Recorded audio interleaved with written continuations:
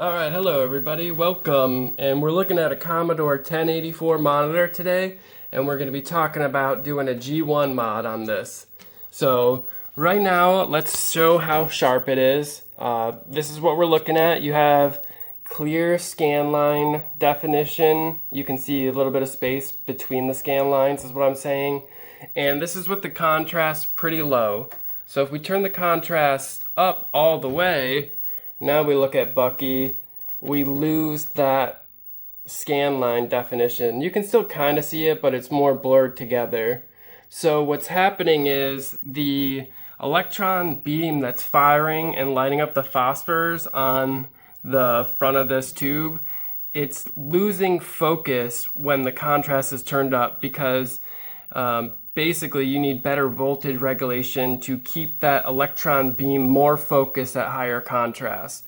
So how can we do that? That's where something like our G1 mod board, this is a custom PCB created for the G1 modification, comes in handy.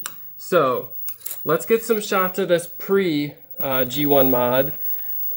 This is at full contrast because we're going to want to compare it before and after at full contrast, because it would be really nice to get this super bright effect of the full contrast but still maintain a little bit of the sharpness.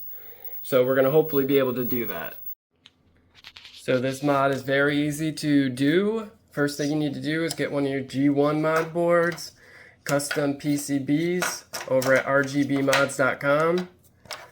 These are 20 bucks, or maybe they're $21, but awesome deal for being able to sharpen your G1 on your CRT, if I do say so myself. So anyway, I sell these, so trying to promote it a little bit. Alright, so we got our G1 mod. We're going to the flyback side first. I used my oscilloscope and found that this pin here that says 24 volts is getting us the most negative voltage. If you've looked at a G1 mod tutorial, you know what I mean. So we're going to hook a wire here and hook that to here. So there we go. Got that one hooked up here. I think I might have pointed here, but that's wrong. That's the ground. So we go here, goes to here. And then we're going to hook up a ground wire from here to somewhere on our ground. And here's our ground connected to here. So that's it for the bottom. Alright, next step is isolating the G1. So luckily on this neck board it's labeled, it's right there. And it looks like it should be easy enough. There's obviously some component right here to here. So if we look over here, I think it's just a jumper, but I'm not 100% sure. I'll have to clip it. Let me put the phone down. Alright, so you see this jumper right here. It says J22 under it. That's all you really need to do. I'm probably going to snip it again just to make sure it's completely off, even though what I did is fine, but I'm just going to snip it off again. But that's all you got to do to isolate your G1. Now that G1 is isolated, I soldered a wire to it, and the other end of this wire goes right there, where it says G1, there to there. I'm using 18 gauge wire, should be just fine. Now we're going to run a ground wire. And there we go, ground to ground. And you can confirm this is the ground because the ground wire is connected to it. So that's it. We completed the G1 mod. Let's turn it on and see how good it looks. So here we are, all completed. Contrast is all the way up. All the way up. Brightness is calibrated for proper brightness.